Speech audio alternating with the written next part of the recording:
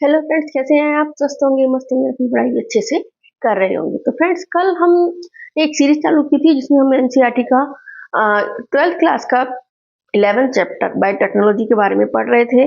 तो इसी को हम कंटिन्यू आगे करते हैं। जो हमारा हमने पढ़ लिया था कि जो वांछित डीएनए होता है उसको के द्वारा हम आरडीएनए को कैसे तैयार करते हैं, साथ में जो वांछित डीएनए उसका आइसोलेशन कैसे करते हैं, जिसमें हमने पढ़ा था इल्यूजन वाली प्रोसेस पढ़ी थी। डीएनए के जो बैंड प्राप्त होते हैं हमें चमकीले नारंगी पट्टी के रूप में प्राप्त होते हैं। रेस्ट्रिक्शन एंडोन्यूक्लियस एंजाइम के बारे में पढ़ा था।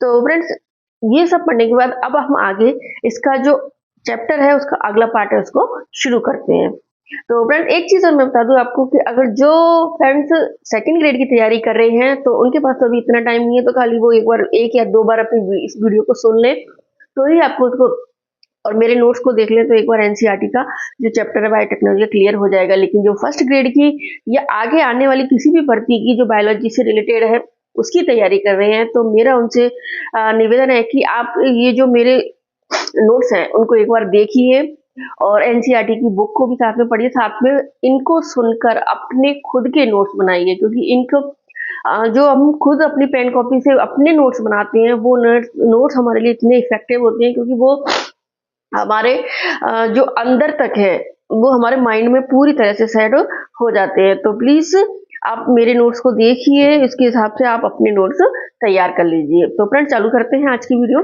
Cloning vector. क्लोनिंग वेक्टर हम पढ़ रहे थे कल आरडीएनए में। वांछित डीएनए और क्लोनिंग वेक्टर दोनों का यूज होता है। अब ये आती है प्रोसेस कि क्लोनिंग वेक्टर है उसका चयन या सिलेक्शन कैसे किया जाता है। होस्ट सेल के आधार पर इसका सिलेक्शन किया जाता है। जो होस्ट सेल में हम इसको यूज करेंगे उसी के आधार पर क्लोनिंग वेक्टर यूज किया जाता है। जैसे अगर होस्ट सेल के रूप में हमने बैक्टीरिया का यूज किया है तो क्लोनिंग वेक्टर के रूप में हम plasmid DNA, lambda goji DNA का यूज करते हैं। जो सबसे ज्यादा यही जो क्लोनिंग वेक्टर है वो यूज किए जाते हैं क्योंकि ये जो होते हैं बिना गुणसूत्र डीएनए नियंत्रण के स्वतंत्र रूप से रेप्लिकेशन की क्षमता रखते हैं। प्लांट सेल अगर हम यूज कर रहे हैं होस्ट सेल के रूप में तो हम टीआई प्लाज्मिड या आरआई प्लाज्मिड का यूज करते हैं। टीआई प्लाज्मिड के बारे में हम आगे पढ़ने वाले हैं। एनिमल सेल में हम रेट्रोवायरस का क्लोनिंग वेक्टर के रूप में यूज करते हैं। ठीक है, क्लोनिंग वेक्टर काम कैसे करता है? जो टारगेट डीएनए है उससे जुड़कर उसे होस्ट सेल में ट्रांसफर करने का कार्य करता है। वो कौन होता है? क्लोनिंग वेक्टर होता है। इसमें हम मुख्य रूप से प्लाज्मिड डीएनए, जीवाणुभोजी डीएनए का यूज करते हैं, जो हमें कहाँ मिलते हैं? बैक्टीरिया में मिलते हैं। क्यों यूज करते हैं? क्योंकि इनमें जो कॉपी नंबर संख्या होती है इनकी संख्या 15 से 100 तक होती है। बोलते कॉपी नंबर संख्या क्या होती है? मतलब इनके जो रेप्लिकेशन करने का जो गुण है वो बहुत अधिक होता है, यानी 15 से 100 तक ये कॉपी बना सकते हैं। इसके लिए हम इनका क्लोनिंग वेक्टर के रूप में यूज अधिक करते हैं। कॉपी नंबर जहां अधिक होता है, ये एनसीईआरटी में लाइन दे रखी है, जहां कॉपी नंबर संख्या अधिक होती है उसी क्लोनिंग वेक्टर का हम चयन करते हैं। अब हम देख लेते हैं कि क्लोनिंग वेक्टर में क्या क्या लक्षण या विशेषताएं होनी चाहिए। इसमें एनसीईआरटी में इसकी 3 विशेषताएं बताई हुई हैं क्लोनिंग वेक्टर के लिए। ठीक है, तो पहली है ऑराई साइट। ऑराई साइट क्या होता है? मैंने अभी आपको बताया था कि जो सेल्फ रेप्लिकेशन की क्षमता रखने वाला जो साइट होती है उसे ऑराई साइट कहते हैं। ऑराई साइट जितने अधिक होंगे उतनी अधिक उनकी कॉपी नंबर होगा, यानी जितने अधिक किसी क्लोनिंग वेक्टर में ऑराई साइट होते हैं वो उतनी अधिक रेप्लिकेशन करने की क्षमता रखता है और उससे उतनी अधिक उसकी कॉपी बनती है। तो यानी टारगेट डीएनए की अधिक संख्या प्राप्त करने के लिए ऑराई साइट अधिक होना चाहिए। तो हम ऐसे वेक्टर में क्लोन करना चाहिए जिसका मूल या ऑराई अत्यधिक हो, जिससे कॉपी बनाने में सहयोग करता हो। तो इसमें यही लक्षण है इसका कि ऑराई साइट, जिसमें ज्यादा ऑराई साइट होंगे उसमें उतनी ही अधिक रेप्लिकेशन की क्षमता होती है, तो उतनी अधिक कॉपी बनती है। इसके लिए हम ऐसे क्लोनिंग वेक्टर का यूज करते हैं। दूसरा है इसका सेलेक्टेबल मार्कर।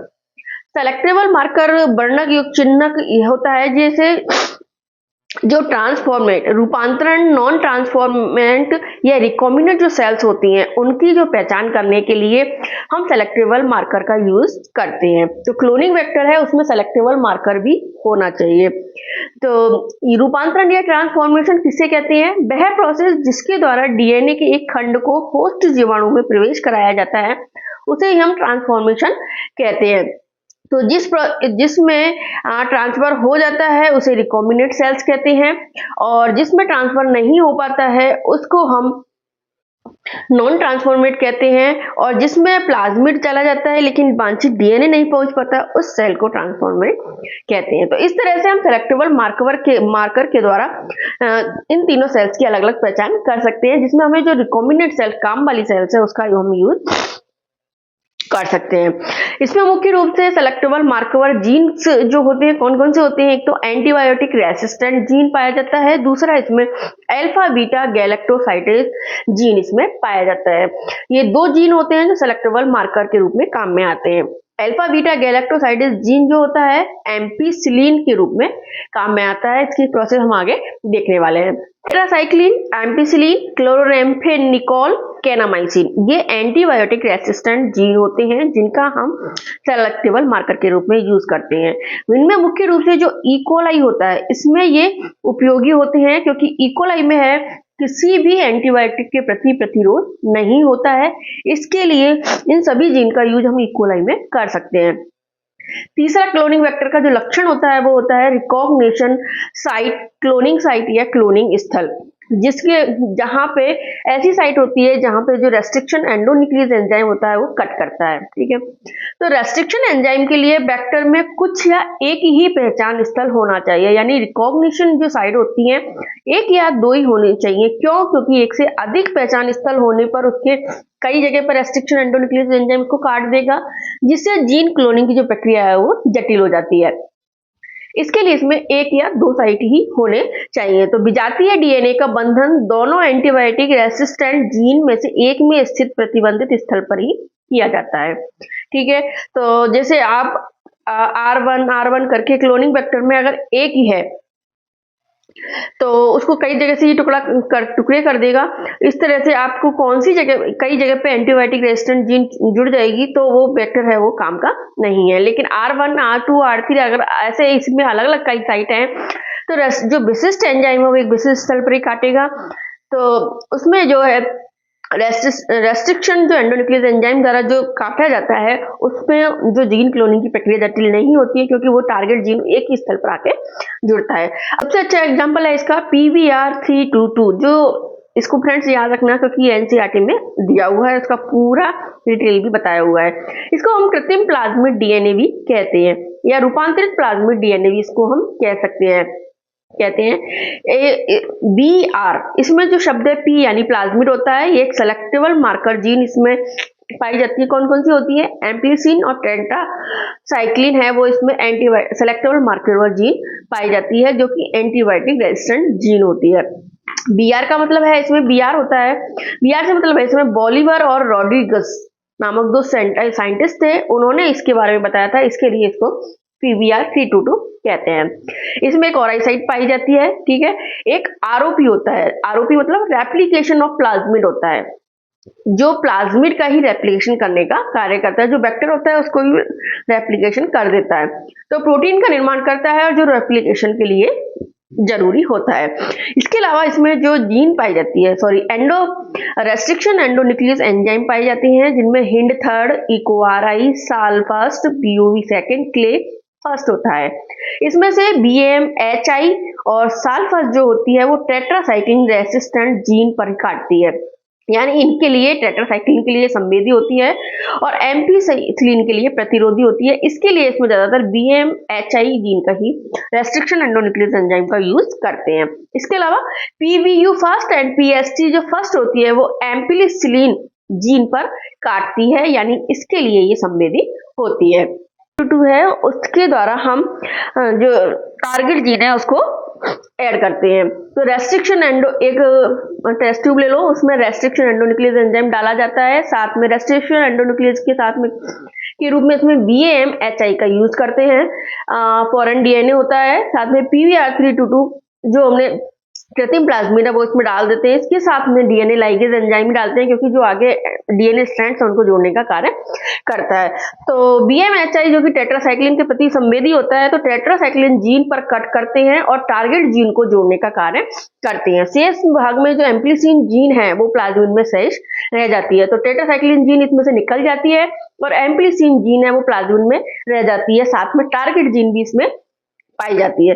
तो इस तरह से हमारा जो PVR322 हमारा नया बनता है, उसमें टारगेट जीन होती है, एम्प्लीसिन जीन, रेजिस्टेंट जीन होती है, लेकिन टेट्रासाइक्लिन की जीन उसमें नहीं पाई जाती है। इस प्रोसेस को क्या बोलते हैं? निवेशन निष्क्रियण प्रोसेस कहते हैं। ये एनसीईआरटी में लाइन दी हुई है। हालांकि ये लाइन एनसीईआरटी से हम देखते हैं तो हमें समझ में नहीं आती है, तो इसको मैंने आपको इजिली बता दिया है कि BA रेस्ट्रिक्शन एंडोन्यूक्लियस एंजाइम जिस जीन के प्रति प्रतिरोधी संवेदी होता है, उस जीन को काटकर उस जगह टारगेट जीन को लगा देता है, और जिसके कारण जो बचा हुआ एम्प्लीसिन जीन जो एंटीबायोटिक रेजिस्टेंट जीन है उसमें बढ़ जाता है, साथ में टारगेट जीन बढ़ जाता है। तो टेट्रासाइक्लिन जीन के प्रति अब इसमें कोई संवेदी नहीं होता है, तो इसी प्रोसेस को निवेशन निष्क्रियण प्रोसेस कहते हैं। जैसे एक आरडीएनए को बीटा गैलेक्टोसाइडेज एंजाइम के जैसे एम्प्लीसिन को कोडित अनुक्रम में अंतर स्थापित करते हैं, जिससे एंजाइम संश्लेषित करने वाला जीन निष्क्रिय हो जाता है। या फिर कह सकते हैं कि BMHI है वो कट करने पर टेट्रासाइक्लिन जीन है हट जाती है और उसके स्थान पर टारगेट जीन निवेशित हो जाती है, जिससे टेट्रासाइक्लिन जीन है निष्क्रिय हो जाती है, और इसी प्रोसेस को निवेशन निष्क्रियण कहते हैं। अब हमारे जीन है वो टारगेट जीन वो उसमें सेल में गई है नहीं, इसका हम कैसे पता लगाते हैं? तो इसके लिए एक एक्सपेरिमेंट इसके अंदर दिया गया है। होस्ट सेल है, होस्ट सेल जैसे हमने होस्ट सेल के रूप में किसका यूज किया है? बैक्टीरिया सेल का हमने यूज किया गया है, जिसमें हमें रिकॉम्बिनेट सेल्स बनी है या नहीं है, निवेशन निष्क्रियण द्वारा इसका पता लगाया जाता है। तो इसमें जैसे 3 पैटेड डिस्क ले ली, 3 पैटेड डिस्क है, उसमें एक ऐसी जीन रखी पहले जिसमें एम्प्लीसिन संवेदी और टेट्रासाइक्लिन संवेदी दोनों जो जीन है उसमें रखी गई है। तो दूसरी जो पैटेड डिस्क है उसमें एम्प्लीसिन प्रतिरोधक और टेट्रासाइक्लिन प्रतिरोधक वाली जीन रखी गई है। तीसरी जो प्लेट है उसमें एम्प्लीसिन प्रतिरोधक और टेट्रासाइक्लिन संवेदी रखी गई है। तो जो फर्स्ट प्लेट है जिसमें एम्प्लीसिन के लिए भी संवेदी है, टेट्रासाइक्लिन के लिए भी संवेदी है, वो जो सेल्स प्राप्त होंगी उसमें नॉन ट्रांसफॉर्म्ड सेल या अरूपांतरित सेल प्राप्त होंगी। क्यों? ऐसी सेल होंगी जो जिसमें कोई भी डीएनए गया ही नहीं है, निवेशित नहीं किया है। इसके लिए जो जीन है उसमें एम्प्लीसिन और टेट्रासाइक्लिन दोनों प्रेजेंट है, इसके लिए दोनों के लिए ये संवेदी हो गया। ठीक है, दूसरी जो पैकेट डिश है हमारी उसमें एम्प्लीसिन के लिए तो ये प्रतिरोधक हो गया और टेट्रासाइक्लिन के लिए भी प्रतिरोधक हो गया। इसका कैसे पता चला? लेकिन इसमें कैसी सेल है? ट्रांसफॉर्म्ड है और नॉन रिकॉम्बिनेट सेल्स हैं, यानी इसमें जो प्लाज्मिड है वो डीएनए तो गया है लेकिन टारगेट जीन है वो उस प्लाज्मिड के अंदर नहीं गई है, क्योंकि दोनों के प्रति ये प्रतिरोधी हो जाता है। तीसरी प्रकार की जो पैकेट डिश है हमारी उसमें एम्प्लीसिन प्रतिरोधक भी है और टेट्रासाइक्लिन के प्रति ये संवेदी हो जाता है, जिसमें रूपांतरित प्लस रिकॉम्बिनेट सेल्स हमें प्राप्त होती है। ऐसी सेल जिनमें प्लाज्मिड के साथ साथ टारगेट जीन भी निवेशित हो गई है, जिसमें केवल एम्प्लीसिन रेजिस्टेंट जीन ही प्रेजेंट होती है और टेट्रासाइक्लिन के लिए अब संवेदी हो चुका है, क्योंकि टेट्रासाइक्लिन ये कट के अलग निकाल दी गई है जिसमें टारगेट जीन जुड़ चुकी है। तो इस एक्सपेरिमेंट के दौरान हम पता लगा सकते हैं कि कौन सी सेल रिकॉम्बिनेट सेल्स हैं जो हमें प्राप्त हुई है, क्योंकि रिकॉम्बिनेट सेल का ही हम आगे यूज करने वाले हैं वेक्टर में। इसके अलावा और टीआई प्लाज्मिड को भी हम यूज करते हैं। टीआई प्लाज्मिड को हम जैसे यूज करते हैं तो टीआई प्लाज्मिड जो होता है किससे प्राप्त होता है? एग्रोबैक्टीरियम ट्यूमिफेंस जो जीवाणु है, बैक्टीरिया है, उससे हमें टीआई प्लाज्मिड प्राप्त होता है। ये मुख्य रूप से एग्रोबैक्टीरियम ट्यूमिफेंस होता है, वो जो डाइकोट प्लांट्स होते हैं उनमें ट्यूमर रोग उत्पन्न करता है। ट्यूमर रोग कौन सा उत्पन्न करता है? क्राउन गॉल ट्यूमर डिजीज ये उत्पन्न करता है। ठीक है, तो ये जो टीआई प्लाज्मिड है ये ट्यूमर इंड्यूसिंग प्लाज्मिड भी इसको बोला जाता है। इसका एक भाग होता है टीडीएनए। इसका जो टीडीएनए भाग है वो ट्यूमर को हटाकर टारगेट जीन है उसको इंसर्ट कर देता है। तो हम जैसे ही टारगेट जीन को टीडीएनए भाग जो ट्यूमर उत्पन्न करने वाला भाग है इसी को हम हटा देते हैं, उसके अलावा टारगेट जीन को इंसर्ट करते हैं, तो डिसआर्म्ड वेक्टर हमें प्राप्त होता है। मतलब कैसा? जिसमें टीडीएनए भाग को हटा दिया और टारगेट जीन को जोड़ दिया, तो इस तरह से जो बनने वाला प्लाज्मिड है उसको हम बोलते हैं डिसआर्म्ड वेक्टर या डिसआर्म्ड पैथोजन बोलते हैं। क्यों? क्योंकि इस जो टीआई प्लाज्मिड है उसमें क्लोनिंग वेक्टर के रूप में मॉडिफाइड कर टारगेट जिन को प्लांट में ट्रांसफर कर दिया जाता है। तो इसमें अब जो टीडीएनए ट्यूमर रोग उत्पन्न करने वाला जो पार्ट है वो हटा दिया जाता है, वो पार्ट इसमें नहीं है, इसके लिए इसको डिसार्म वेक्टर बोलते हैं। साथ में इसमें टारगेट जिन को इंसर्ट किया है जिसे हम होस्ट सेल में ट्रांसफर कर सकते हैं। इसके लिए इसमें इस टीआई प्लाज्मिड का यूज हम प्लांट्स में करते हैं, या इसको एक तरह से नेचुरल इंजीनियर भी बोलते हैं। ये टीडीएनए का एक भाग होता है, इसका वाहक ई कोली को भी माना जाता है। ठीक है, इसके अलावा एनिमल्स जो होते हैं उनमें हम यूज करते हैं रेट्रोवायरस। रेट्रोवायरस को किसके रूप में यूज करते हैं? प्लाज्मिड के रूप में, क्लोनिंग वेक्टर के रूप में हम यूज करते हैं। जिसको भी रेट्रोवायरस है जो मनुष्य में सामान्य सेल्स को कैंसर सेल में परिवर्तित करता है, यानी कैंसर रोग उत्पन्न करने का काम करता है, तो इसको हम हानिकारक बनाते हैं। और इसके अलावा डिसार्म्ड या डिसार्म्ड पैथोजन इसको बोलते हैं। इस एनिमल सेल्स में डिजायर्ड जीन को रूपांतरित करने में यूज किया जाता है। तो ध्यान रखना, टीआई प्लाज्मिड का प्लांट सेल्स में टीआई प्लाज्मिड का यूज किया जाता है, और जो एनिमल सेल्स होती है उसमें रेट्रोवायरस का क्लोनिंग वेक्टर के रूप में यूज किया जाता है। एक एंटीबायोटिक रेसिस्टेंट जीन रूपांतरजों के चुनाव में सहायता करता है। इससे हमने क्या देखा कि जो सेलेक्टेबल मार्कर जीन है वो रूपांतरजों के चुनाव में सहायता करता है। दूसरा एंटीबायोटिक रेजिस्टेंट जीन है टारगेट डीएनए के निवेशन से निष्क्रिय हो जाता है, वह रिकॉम्बिनेट के चुनाव में सहायता करता है। तो फ्रेंड्स, ये कथन कारण में ये क्वेश्चन पूछा जा सकता है, आपको ऐसे कैसे दे देंगे, ये ए आर की सही व्याख्या करता है, ए गलत है, आर सही है, या ए आर का स्पष्टीकरण है, ऐसे कैसे ये लाइन एनसीईआरटी की दी जा सकती है।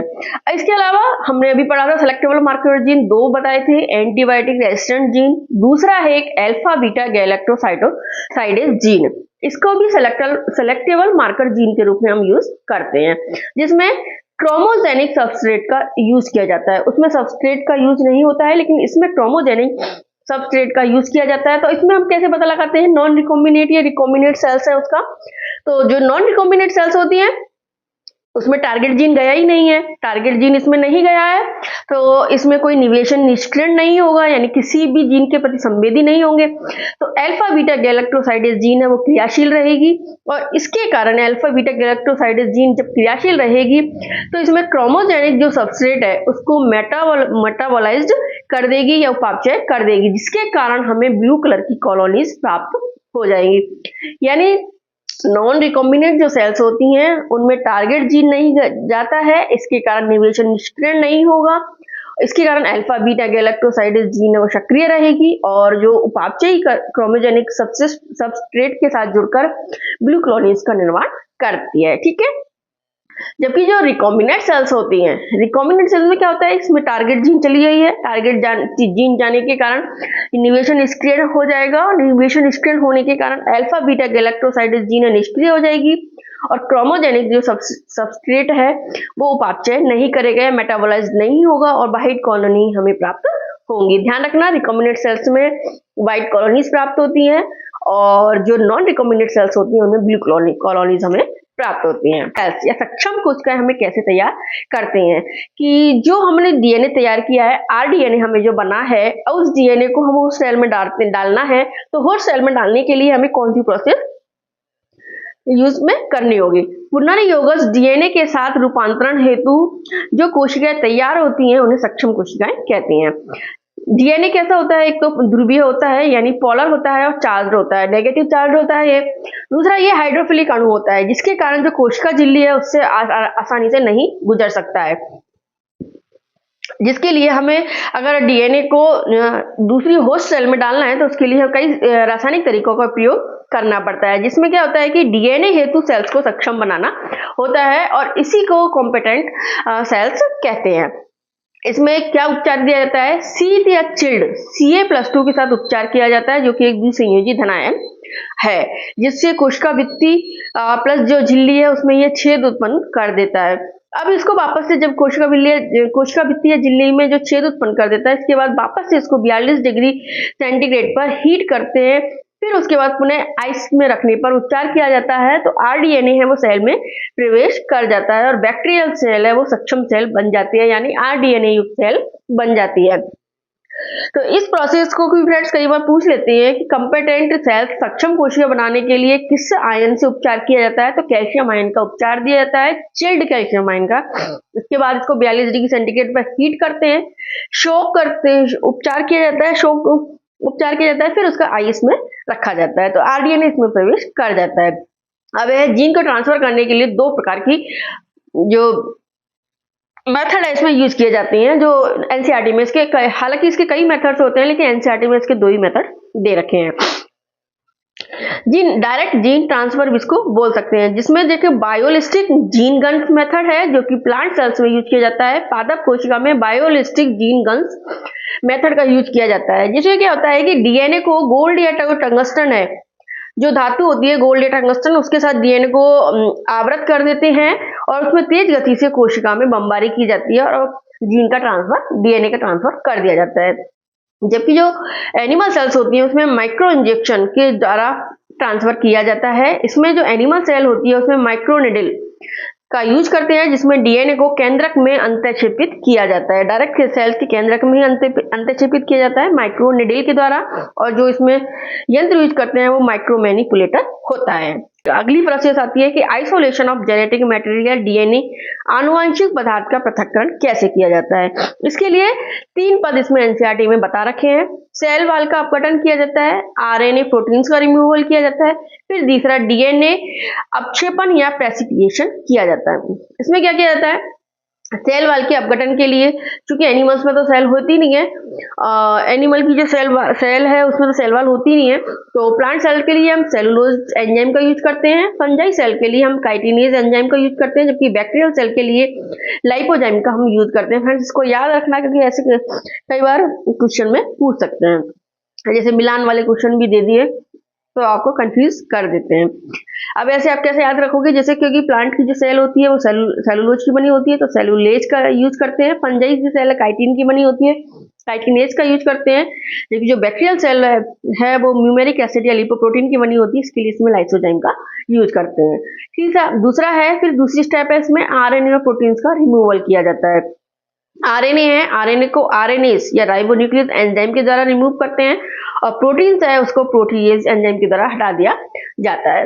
अब तीसरी प्रोसेस आती है, इसमें डीएनए अपक्षेपण या प्रेसिपिटेशन, यानी डीएनए को हमें अलग से, अब डीएनए को प्राप्त करना है, सेल वॉल का अपघटन कर दिया, आरएनए प्रोटीन्स को हटा दिया, इसके बाद हमें डीएनए है उसका प्राप्त करना है। तो इसके लिए चिल्ड एथेनॉल और जो शोधित डीएनए, मतलब जो डीएनए हमें प्राप्त हुआ है उसका चिल्ड एथेनॉल के साथ उपचार करते हैं, ट्रीटमेंट करते हैं, तो हमें डीएनए अक्षेपित हो जाता है, डीएनए प्राप्त हो जाता है, और इस प्रोसेस को क्या कहते हैं, स्पूलिंग कहते हैं।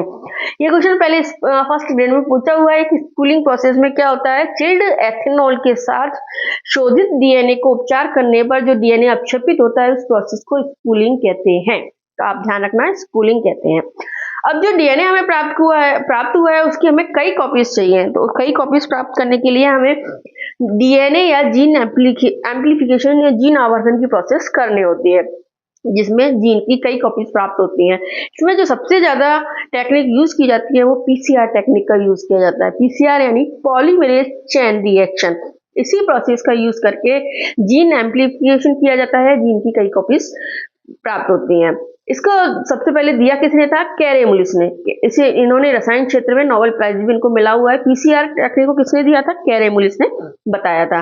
ये एक तरह से इन विट्रो रेप्लिकेशन बोल सकते हैं, यानी पात्र या एक लैब में रेप्लिकेशन की प्रोसेस इसको बोल सकते हैं, जिसमें हम एपेंड्रॉफ ट्यूब का यूज करते हैं। कौन सी ट्यूब, एपेंड्रॉफ ट्यूब का इसमें यूज करते हैं। इसके अलावा जो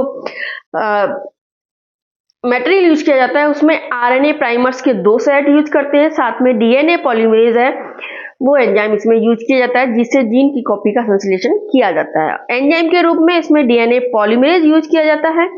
प्राइमर्स होते हैं वो छोटे रासायनिक संश्लेषित अल्प न्यूक्लियोटाइड जो डीएनए क्षेत्र के पूरक होते हैं, वो आरएनए प्राइमर्स का यूज किया जाता है। इसमें जो एंजाइम होता है वो एंजाइम हमें कौन सा एंजाइम होता है, वो थर्मोस्टेबल होता है, और वो किस जीवाणु से प्राप्त किया जाता है, थर्मस एक्वेटिक्स जीवाणु से प्राप्त किया जाता है, जिसे हम टैग पॉलीमरेज भी कहते हैं। यानी जो पीसीआर जो टेक्निक होती है उसमें जो डीएनए पॉलीमरेज यूज किया जाता है उसे टैग पॉलीमरेज एंजाइम कहते हैं, जो कि थर्मोस्टेबल या ताप स्थायी होता है और जो थर्मस एक्वेटिस जीवाणु से प्राप्त किया जाता है, जो कि एक आर्की बैक्टीरिया होता है, ठीक है, जिसे डीएनए टेम्पलेट पर प्राइमर छोर को बढ़ाने का कार्य करता है। तो इस तरह से हम पीसीआर टेक्निक का यूज करके जीन की कई कॉपीज प्राप्त कर लेते हैं। इसका यूज कैसे किया, इसमें किस किस का यूज किया जाता है डीएनए स्ट्रैंड के रूप में? डीएनए को प्राप्त करने के लिए ब्लड है, सीमन है, रोम कोशिका है, ये डीएनए क्रम को मात्रा के नमूने के रूप में यूज करते हैं, जिसके कई गुना वृद्धि हम देख सकते हैं। अब हम देखते होती है उसमें कितनी स्टेप होती है। इसमें 3 स्टेप होती हैं, जिसके द्वारा एक डीएनए से 2 डीएनए की प्रतिकृति हमें प्राप्त होती है। फर्स्ट स्टेप होता है इसमें सबसे पहले डीनेचुरेशन। ये ध्यान रखना क्योंकि पीसीआर की टेक्निक स्टेप जो होती हैं उनको क्रमबद्ध पूछ लिया जाता है। इसमें 3 स्टेप हैं, डीनेचुरेशन, दूसरी एनिलिंग, थर्ड है एक्सटेंशन या बहुलकीकरण भी इसको बोल सकते हैं। आप ऐसे आ सकते हैं पीसीआर डीएई। सबसे पहले आप डीनेचुरेशन करेंगे यानी निष्क्रियकरण करेंगे किसका, डीएनए का, जो किया जाता है 90 से 92 डिग्री सेंटीग्रेड पर किया जाता है, जिसमें हाइड्रोजन बॉन्ड टूट जाता है, डीएनए एकल रक्त युग्म में परिवर्तित होता है। तो सबसे पहले डीनेचुरेशन प्रोसेस होती है जिसमें डीएनए एकल रक्त युग्म में परिवर्तित हो जाता है। दूसरी प्रोसेस होती है इसमें अब एनिलिंग। एनिलिंग की जो प्रोसेस होती है इसमें 50 से 55 डिग्री सेंटीग्रेड पर इसमें यूज किया जाता है, यानी तापानुशीतलन हिंदी में इसको बोलते हैं। इसमें डीएनए प्राइमर के 2 साइड का यूज किया जाता है। जो अलग अलग डीएनए स्ट्रैंड हमें प्राप्त हुए हैं उनमें हम आरएनए प्राइमर के जो 2 साइड हैं उनको इसके साथ एनिलिंग करते हैं, जोड़ते हैं। तो इसके कारण जो थर्ड प्रोसेस होती है इसमें एक्सटेंशन बहुलकीकरण होता है किसका, डीएनए का, जिसमें 72 डिग्री सेंटीग्रेड पर इसमें प्रोसेस होती है, जिसमें डीएनए पॉलीमरेज या टैग पॉलीमरेज एंजाइम का भी यूज कर जाते हैं और इससे डीएनए की रेप्लिकेशन होती है और डीएनए की कई कॉपीज हमें प्राप्त हो जाती है। इस तरह से ये जो ये स्टेप है 3 होती हैं इसमें, डीनेचुरेशन, एनिलिंग और एक्सटेंशन, डीएई। इसको आप अच्छे से याद रखना। डीनेचुरेशन सबसे पहली प्रोसेस है, सबसे ज्यादा इसमें टेम्परेचर चाहिए 90 से 92 डिग्री सेंटीग्रेड। एनिलिंग प्रोसेस है वो मिडिल प्रोसेस है, 50 से 55 डिग्री टेम्परेचर, यानी जो हमने यूज किया था 90-92 उससे आधा, लगभग आधा हो जाता है। फिर एक्सटेंशन है, उसमें वापस से टेम्परेचर बढ़ा दिया जाता है तो 72 डिग्री सेंटीग्रेड टेम्परेचर यूज किया जाता है। तो इसमें एक डीएनए से हमें 2 डीएनए प्राप्त होते हैं। ये डेटा ऐसे कैसे उसमें एनसीईआरटी में दे रखा है, यानी 2 की घात 10 से हमें 1024 या 10 की घात 3 डीएनए प्राप्त होते हैं। 2 की पावर 20 से हमें लगभग 10 की घात 6 डीएनए प्राप्त होते हैं। 2 की घात 30 से लगभग 10 की घात 9 या बिलियंस में हमें डीएनए प्राप्त होते हैं, यानी 30 चक्र में लगभग 1 बिलियन बार हमें डीएनए प्राप्त होता है। डीएनए टारगेट डीएनए के द्वारा निर्माण किया है नए डीएनए का, उसका क्या यूज है? तो फॉरेन जीन या जो उत्पाद या जो प्रोडक्ट है उसके द्वारा हम पुनर्योगज प्रोटीन या रिकॉम्बिनेट प्रोटीन का निर्माण कर सकते हैं। जो हमने डीएनए प्राप्त किया उससे रिकॉम्बिनेट प्रोटीन हमें निर्माण हो जाता है, जिसका उद्देश्य होता है वांछित प्रोटीन का उत्पादन करना होता है, जिसमें कोई प्रोटीन कूट लेखन जीन किसी हेटेरोलोगस प्रपोर्शन में अभिव्यक्त हो सकते हैं, क्योंकि सभी का आनुवंशिक कूट सार्वत्रिक होता है। इसके लिए बैक्टीरिया के जेनेटिक इंजीनियरिंग के द्वारा किसी मानव प्रोटीन को जीवाणु के भीतर भी पैदा कराया जा सकता है। सबका जेनेटिक कोड सेम होता है। इसके लिए यूकेरियोट्स प्रोकैरियोट्स में तो बैक्टीरिया में मानव के किसी भी प्रोटीन का हम निर्माण कर सकते हैं। इसके लिए इसके बड़े लेवल पर इसका यूज किया जाता है रिकॉम्बिनेंट प्रोटीन के निर्माण में। तो बड़े स्तर पर इसके उत्पादन के लिए बायोरिएक्टर्स का यूज करते हैं। तो बायोरिएक्टर्स का इसमें यूज करते हैं जिसमें 100 से लगभग 1000 लीटर कल्चर संवर्धन किया जा सकता है, और इसमें जीवित सेल्स का संवर्धन किया जाता है, जिसमें मोस्ट इंपॉर्टेंट फैक्टर है वो O2 यूज किया जाता है। सबसे ज्यादा जरूरी फैक्टर इसमें O2 होता है। इसके अलावा इसमें temperature, pH, substrate, salt, vitamin O2 आदि का भी यूज किया जाता है। इसमें जो मुख्य रूप से यूज किया जाता है बायोरिएक्टर के रूप में बिलोडन स्टीरिंग टाइप यानी बिलोडित हो जैव रिएक्टर का यूज किया जाता है, जो क्या करता है संपूर्ण जो प्रोसेस होती है, जो कल्चर प्रोसेस है, उसके लिए O2 उपलब्ध कराने का कार्य करता है। अब इसमें एक प्रोसेसर होती है, इसके अलावा आगे कल्चर हो गया, कल्चर की बात होती है एक डाउन स्ट्रीमिंग प्रोसेस, अनुप्रवाह संसाधन होता है। ये रिकॉम्बिनेंट प्रोटीन है, उसी की एक प्रोसेस है जिसमें क्या होता है कि बायोसिंथेटिक अवस्था के पूरा होने के बाद इस प्रक्रिया के द्वारा उत्पाद का यानी जो प्रोटीन है उसका पृथक्करण शुद्धिकरण किया जाता है। इसे डाउन स्ट्रीमिंग प्रोसेस कहते हैं, जिसमें 3 स्टेप होते हैं। आइसोलेशन किया जाता है सबसे पहले, फिर प्यूरिफिकेशन किया जाता है, फिर उसकी क्वालिटी टेस्टिंग की जाती है। कई बार हालांकि इसमें से क्वेश्चन नहीं पूछा जाता है, लेकिन कई बार मान लो अभी कुछ भी एनसीईआरटी में से पूछ सकते हैं, तो अगर ये पूछ लिया है तो डाउन स्ट्रीमिंग की या रिकॉम्बिनेंट प्रोटीन को प्राप्त करने की कितनी स्टेप होती है? 3। आइसोलेशन, प्यूरिफिकेशन, क्वालिटी टेस्टिंग होती है। तो ये हमने पूरा कंप्लीट कर दिया है। अभी इसमें एक जो सबसे ज्यादा कॉमन क्वेश्चन पूछा जाता है, जो आज तक कई बार पूछ चुका है फर्स्ट ग्रेड सेकंड ग्रेड के एग्जाम में, रिकॉम्बिनेंट डीएनए टेक्नोलॉजी के स्टेप्स, यानी एक बार के स्टेप को पूछ लेते हैं कि किस तरह से इसमें जमाना है। तो आप इस स्टेप में एक बार आपको बता देते हो। सबसे पहले डीएनए का आइसोलेशन पृथक्करण किया जाता है, फिर दूसरा डीएनए का खंडन किया जाता है, थर्ड डीएनए खंड का वेक्टर से बंधन किया जाता है, बॉन्ड किया जाता है, चौथा डीएनए का होस्ट में स्थानांतरण किया जाता है, फिर होस्ट सेल का माध्यम में व्यापक स्तर पर संवर्धन करते हैं और इसके साथ फिर वांछित उत्पाद का निष्कर्षण या रिकॉम्बिनेंट प्रोटीन है उसका निर्माण कर लेते हैं। तो इस तरह से रिकॉम्बिनेंट डीएनए टेक्नोलॉजी के जो स्टेप्स हैं वो हमने देख लिए, जो कई बार हमें पूछ लिए जाते हैं। फ्रेंड्स, इसी के साथ ये जो है बायोटेक्नोलॉजी का जो 11 चैप्टर है वो कंप्लीट होता है। अब इसके जो क्वेश्चन आंसर हैं, हम कल तो टाइम नहीं है, मंडे को हम इसके क्वेश्चन आंसर्स मैं आपको बता दूंगी या क्वेश्चन आंसर करवाऊंगी। तो इस तरह से अगर आप पहले चैप्टर को पढ़ लेंगे, फिर क्वेश्चन आंसर मेरे साथ साथ करते जाएंगे, चाहे आप इस वीडियो को काम करते हुए भी सुनेंगे तो आपको बहुत बेनिफिट होने वाला है, क्योंकि 1-2 बार आप सुनेंगे आपको लर्न हो जाएंगी। और इस तरह से छोटी छोटी जो एनसीईआरटी की भारी भरकम लाइन किसी को याद भी नहीं होती, समझ में नहीं आती, और इस तरह छोटे छोटे स्टेप्स में हम याद करेंगे तो अच्छे से याद हो जाएंगी। अब इसके बाद इसका सेकंड चैप्टर आता है बायोटेक्नोलॉजी के एप्लीकेशन, जो हेल्थ और एग्रीकल्चर में है। वो मैं एक टॉपिक एक दिन में करा दूंगी और बायोटेक्नोलॉजी आपकी कंप्लीट हो जाएगी और आपको इसमें लर्न की कोई टेंशन नहीं रहेगी। फ्रेंड्स, इस तरह से मैं एक एक चैप्टर लेके आपको पूरा 1 महीने के अंदर ही पूरी जो एनसीईआरटी के जो मुख्य टॉपिक है वो क्लियर करा दूंगी। तो फ्रेंड्स, आपको मेरी वीडियो अच्छी लगी तो इस वीडियो पे कमेंट्स करिए, वीडियो को शेयर कर दीजिए और लाइक कर लीजिए और सब्सक्राइब कर लीजिए मेरे चैनल को, और अधिक से अधिक शेयर कर दीजिए ताकि और भी लोगों को इस जो नोट्स हैं उनका फायदा हो सके। इसके पीडीएफ है वो आपको मेरे जो टेलीग्राम चैनल है उस पर उपलब्ध हो जाएंगे। Thank you.